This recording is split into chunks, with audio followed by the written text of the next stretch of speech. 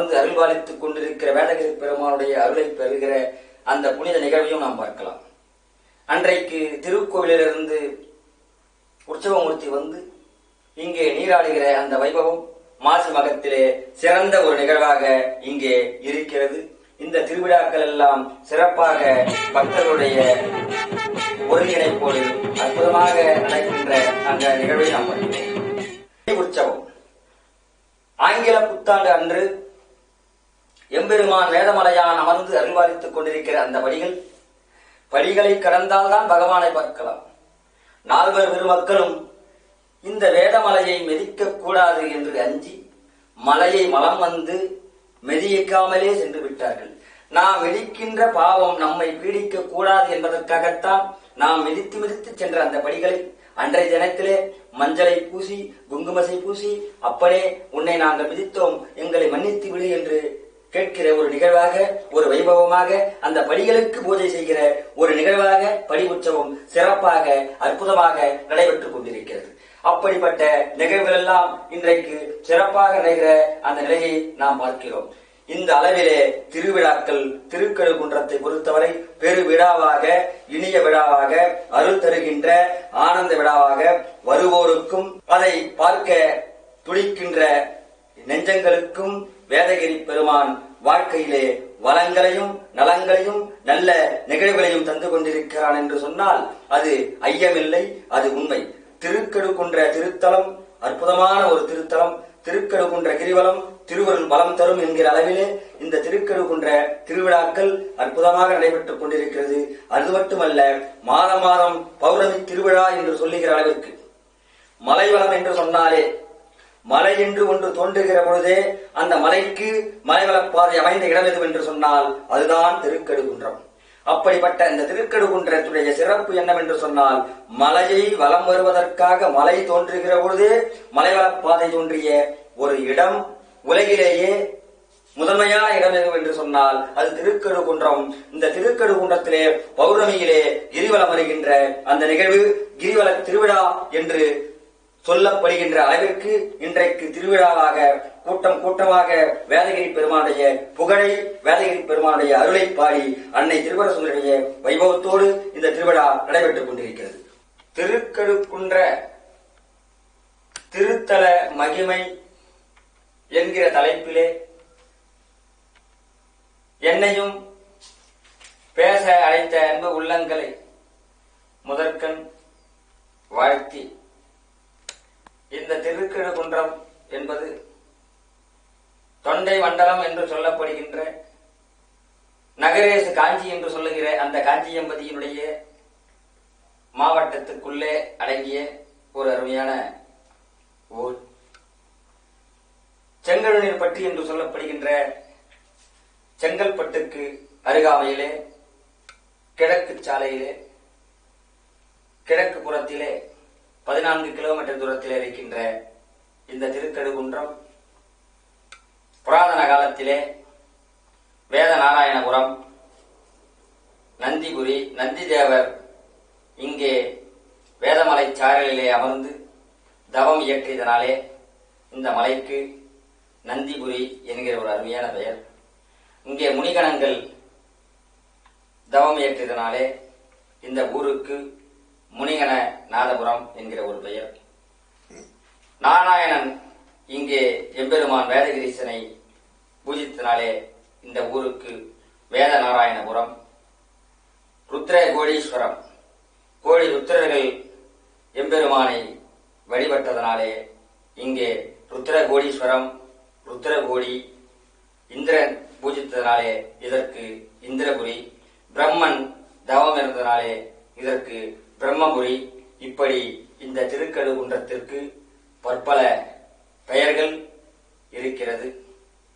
இந்த திருத்தலம் நால்வர் பெருமக்களால் பாடல் பெற்ற ஒரு அற்புதமான பாடல் பெற்ற ஒரு சிவத்தலமாக இந்த திருக்கழுகுன்ற திருப்பதிகம் விளங்குகிறது.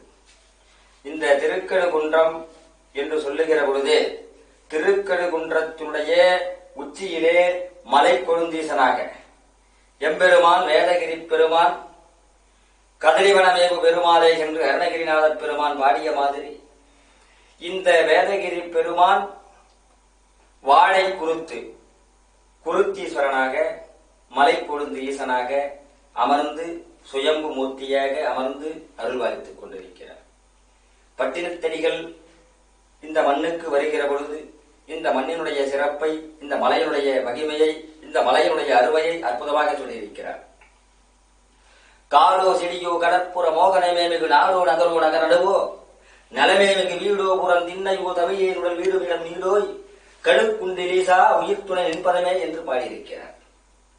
பொதுவாகவே சித்த புருஷர்கள் என்று சொன்னால் அவர்கள் செடிகளிலே இருப்பார்கள், கொடிகளிலே இருப்பார்கள், புதரிலே இருப்பார்கள், புல்லிலே இருப்பார்கள், மலையிலே இருப்பார்கள், மலைக்குள்ளே இருக்கிற குகையிலே இருப்பார்கள், மரத்திலே இருப்பார்கள், செடிகளிலே இருப்பார்கள். இப்படி நான் எங்கு இருந்தாலும் என்னுடைய மனமானது எங்கு தெரியுமா இருக்கும்? வேதமலையுடைய உச்சியிலே இருக்கின்றானே எம்பெருமான் வேதகிரீசன், அவனுடைய திருவடிக்கு கீழே அல்லவா நான் இருப்பேன் என்பதைத்தான் பட்டினத்தடிகள் அற்புதமாக சொன்னார்.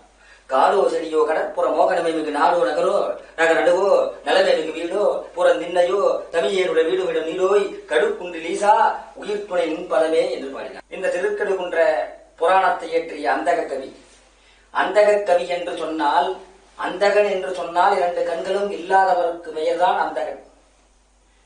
தன்னுடைய முதுகிலே எழுதிய எழுத்துக்களை மனதிலே பதிய வைத்த ஒரு மேதை. அந்தகக்கவி வீரராகவர் என்று சொன்னால் போற்றுகிற ஒரு கவிஞன். அந்த அந்தகக்கவி வீரராகவருக்கு 2 கண்கள் இல்லை என்றாலும் கூட இறைவன் கொடுத்த ஞானக்கண் என்கிற அந்த ஞானத்தாலே இந்த திருக்கடுகுன்றத்திற்கு புராணத்தை எழுதிய அந்த கவிஞன் அற்புதமான அந்த கவிஞனுடைய நிலையை பார்க்கணும். 2 கண்கள் இருக்கிற பொழுதே எத்தனையோ இல்லற நிகழ்வுகளிலே சிக்கல்கள் வருகிறது. அந்த கவிஞருடைய மனைவி அந்தகக்கவி வீரராகவரை மதிப்பதே இல்லை. சரி, மனைவி மதிக்கவில்லையே, புலவர்களுடைய பாடு பெரும்பாலல்லவா. அந்த காலத்திலே அவர்கள் எல்லாம் அரசனை போய் பார்க்க வேண்டும், பாட வேண்டும், பாடினால் பரிசு பொருள்கள் தருவார்கள், அதை வைத்துக் கொண்டு குடும்பத்தை நடத்தலாம். இவருக்கு 2 கண்களும் இல்லாத நிலையிலே இறைவனை மட்டுமே பாடக்கூடிய ஒரு நிலையிலே இருந்ததனாலே மனிதர்களையோ மன்னர்களையோ பாட கூடாது என்கிற ஒரு நிலையிலே அந்த அந்தகக்கவி இருந்தார்.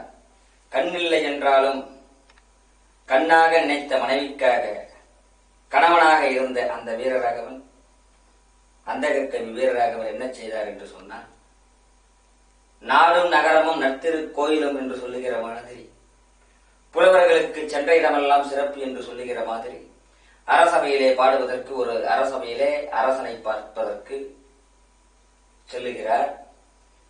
அந்த அரசனை பார்ப்பதற்கு செல்லுகிற பொழுது தன்னுடைய உதவியாளனையும் அழைத்து சென்று கொண்டிருக்கிறார். அப்படி உதவியாளனோடு சென்று அங்கே சொல்லுகிற பொழுது அரசவையிலே அரசன் அமர்ந்திருக்கிறான். அமைச்சர்கள் எல்லாம் நிறைந்திருக்கிற அந்த சபையிலே அந்தகக்கவி போகிறார். அந்த காலத்திலே மரபு என்னவென்று சொன்னால், ஒரு அரசனை ஒரு குருடன் பார்த்தால் அந்த அரச பதவி பறிபோகும் என்கிற ஒரு நம்பிக்கை இருந்தது. அந்த அந்தகக்கவி குருடர் என்பதனாலே அரசன் அவரை பார்க்க மறுக்காமல் இடையிலே ஒரு திரையை போட்டு குரலை மட்டும் கேட்கிற ஒரு நிலை அங்கே இருக்கிறது. அந்த நேரத்திலே அந்த உதவியாளன் தன்னுடைய குருவாக இருக்கிற அந்த கவிஞருக்கு இங்கே திரை போடப்பட்டிருக்கிறது என்பதை சொல்ல வேண்டும். ஆனால் அரசவையிலே திரை போட்டிருக்கிறது என்று சொன்னால் அந்த உதவியாளனை சிறையிலே போட்டு விடுவார்கள். ஆக கவிஞனுக்கு தெரிய வேண்டும், அரசனுக்கு தெரியக்கூடாது. உடனே அந்த உதவியாளன் எந்திரித்து சிதம்பர ரகசியம், சிதம்பர ரகசியம், சிதம்பர ரகசியம் என்று 3 முறை சொன்னான். அப்படி 3 முறை சொல்லிய உடனேயே கவிஞர் உணர்ந்து கொண்டார், திரை போட்டு விட்டார்கள் என்று. ஒரு பாடலை பாடினார். 2வது பாடல் பாட வார்த்தைகளை எடுத்து தொடுக்கிற பொழுது அந்த திரை தீப்பிடித்து எரிந்தது. உடனே அரசன் தான் செய்த தவறை வருந்தி, தவறுக்காக வருந்தி அந்தகக்கவியினுடைய இடத்திலே மன்னிப்பு கேட்டு பொன்னும் பொருளும் பரிசும் அளித்து, அந்த பொன்னோடும் அந்த பொருளோடும் அந்தகக்கவி வீரராகவர் தன்னுடைய இல்லாலை நோக்கி செல்லுகிற பொழுது அந்த இல்லால் அற்புதமாக அவரை வரவேற்கிற அந்த நிகழ்வை பார்க்கிறோம். அப்படிப்பட்ட அந்த கவிஞர் செயற்கமல திருவாழ்வலிக்கும் இயங்கு மனத் ஐயமகற்றும் அறிவே கொடுக்கும் அகந்தை விழி நையனருக்கும் நமனையுக்கும் நலிகடல் சூழ் வையம் துதித்திரும் வேதகிரீசர் மலைமருந்தை என்று எழுதினார். மண் என்று சொல்லுகிற இந்த நிலப்பகுதி, தமிழகத்திலே இருக்கின்ற இந்த நிலப்பகுதியை நாம் மண் என்று சொல்லுகிறோம். ஆனால் திருக்கழுகுன்ற பகுதியிலே இருக்கின்ற இந்த இடம் மண்ணல்ல மருந்து என்று அந்த கவிஞன் சொல்லிவிட்டான். கவிஞன் என்று சொல்லுவதை விட ஆன்மீக கவிஞன். முன்னோர்கள் சொல்லிய கருத்து முற்றிலும் சரியாகவே இருக்கும். செயற்கமல திருவாழ்வளிக்கும் நல்ல ஒரு வாழ்க்கையை அளிக்கக்கூடியது இந்த மருந்து. நமன யுகுக்கும் யமனையே பயமுறுத்தக்கூடிய அளவிற்கு ஆற்றல் மிக்கது. நோயோடு இருக்கின்றவர்கள் அந்த மண்ணை எடுத்து உடலிலே அணிந்து கொண்டாலும் அல்லது உள்ளுக்கு அறிந்து கொண்டாலும் அந்த நோய் நிச்சயமாக நீங்கும். அங்கே யமன் நிச்சயமாக வரமாட்டான். யமனையே பயமுறுத்தக்கூடிய அளவிற்கு ஆற்றல் மிக்கது இந்த வேதகிரி பெருமானுடைய மலை மருந்து என்று அவர் சொல்லியிருக்கிறார். அருணகிரிநாத பெருமான் திருக்கழுகுன்றத்தை அடைகிற பொழுது அவருக்கு இந்த திருக்கழுகுன்றம் எப்படி தெரிகிறது என்று சொன்னால், இந்திரன் தேவலோகம் என்று சொல்லுகிறோமே, அந்த இந்திரன் ஆளுகிற அந்த அமராவதி நகருக்கு ஒப்பாக இந்த திருக்கழுகுன்றம் திகழ்ந்ததை அவர் சொல்லுகிறார். அப்படி அமராவதி நகருக்கு ஒப்பாக அவர் திருப்புகழிலே வரிகளை அழகாக சொல்லுகிறார். கதிருளவு வாசல் என்கிற அந்த இடத்திலே சிகரி வீறு என்று சொல்லுவார். இந்த திருக்கழுகுன்றத்திலே இருக்கின்ற இந்த மலையிலே இருக்கின்ற இந்த பாறை சிறிகிரி பாறை. இந்த சிறிகிரி பாறையுடைய சிறப்பு என்னவென்று சொன்னால், சூரிய வீச்சுகள், சூரியனுடைய கதிரொளி அந்த பாறைகளிலே விடுகிற பொழுது அந்த கதிரொளியை அந்த பாறைகள் உள்வாங்கிக் கொண்டு இரவிலே அந்த ஒளி வீச்சை வெளியே விடும். ஆதலாலேதான் மலைவளம் காலையிலும் மாலையிலும் சுற்றினாலும் கூட இரவிலே மலைவளம் சுற்றுவது சிறப்பு என்பது திருக்கழுகுன்றத்திற்கு இருக்கிற ஒரு சிறப்பு. இந்த பாறைகளுக்கு சிறிகிரி பாறை என்கிற ஒரு பெயர் உண்டு. இப்படி அற்புதமான சிறப்புகளை கொண்ட இந்த மலையுடைய சிறப்பை சொல்லிக்கொண்டே செல்லலாம். இப்படி சொல்லி சொல்லி மாறாத அளவிற்கு அற்புதமான ஆற்றல் மிக்க தலமாக திகழ்கிறது இந்த திருக்கழுகுன்றம். இந்த திருக்கழுகுன்ற திருமலையினுடைய சிறப்பை நாரத மாமுனி நந்தி தேவருக்கு சொல்ல, நந்தி தேவருக்கு நாரத முனி சொல்லிய உடனேயே இந்த வேதமலைச்சாரலுக்கு வர வேண்டும், இந்த வேதமலைச்சாரலிலே அமர்ந்து தவம் இயற்ற வேண்டும் என்கிற அவா, தாயுடைய வழியை ஒரு கன்று எப்படி தேடுமோ அது மாதிரி நந்தி தேவர் வேதமலை என்கிற தாய்மொழியை தேடி நாடி ஓடி வருகிறார். பல இடங்களை தேடி வருகிற பொழுது வேதமலை வனத்தை பார்த்தவுடனேயே ஒரு கன்று தாயுடைய மடியை நாடி பால் உண்ணுகிற மாதிரி இந்த வேதமலை சாரலிலே அமர்ந்து தவம் இயற்றுகிறார். பல தேவ வருடங்கள் ஓடிவிடுகிறது. இந்திரனுக்கு பயம் வந்து விடுகிறது. எப்படியாவது இந்த நந்தி தேவருடைய தவத்தை கலைத்து விட வேண்டும் என்கிற எண்ணத்திற்கு வந்துவிட்ட இந்திரன் தேவ கன்னிகைகளை அழைக்கிறான். ரம்பை, துலோத்தமை, மேனகை, ஊர்வசி, இன்னும் பல கன்னியர்களை அழைத்து, யார் நந்தி தேவருடைய தவத்தை கலைக்கச் செல்கிறீர்கள் என்று சொல்லுகிற பொழுது, நந்தி தேவர் என்கிற பெயரை சொல்லிய உடனேயே அனைவரும் ஒன்றும் புரியாமல் பயந்த நிலையிலே மறுக்கிற ஒரு நிலைக்கு வந்துவிட்டார்கள். ஆனால் பூர்வ ஜென்ம பாவத்தினாலே திலோத்தமை தலையை அசைத்து விடுகிறார். வேறு வழி இல்லாமல் அசைத்த பாவத்திற்காக திலோத்தமை தோழிகளோடு இந்த வேதமலை வனத்திற்கு வருகிறார். வேதமலை வனத்திற்கு வந்தால் அங்கே ஓம் நம சிவாய, ஓம் நம சிவாய என்கின்ற ஓசை. அப்படி திலோத்தமை தோழிகளோடு வருகிறார். அங்கே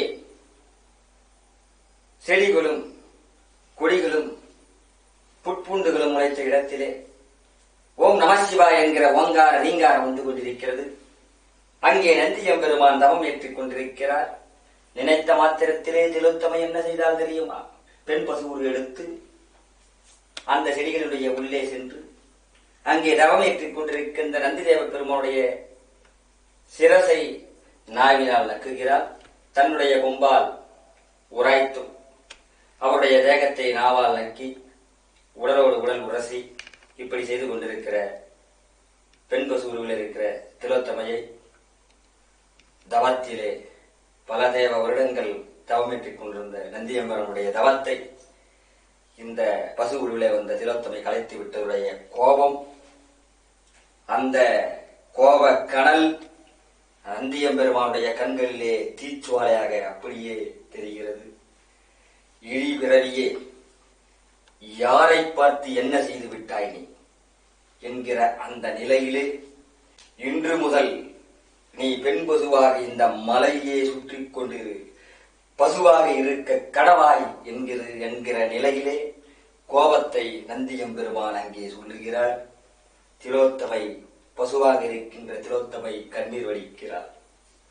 நாம் தேவலோகத்திலே திலோத்தமையாக இருந்துவிட்டு இந்த வேடமலையிலே பசுவாக சுற்றி கொண்டிருக்கிற நிலைக்கு வந்து விட்டோம் என்று கண்ணீர் வடித்து நந்தியம்பெருமானுடைய பாதத்தை தொட்டு வணங்கி, அப்பனே நந்தியம்பெருமானே,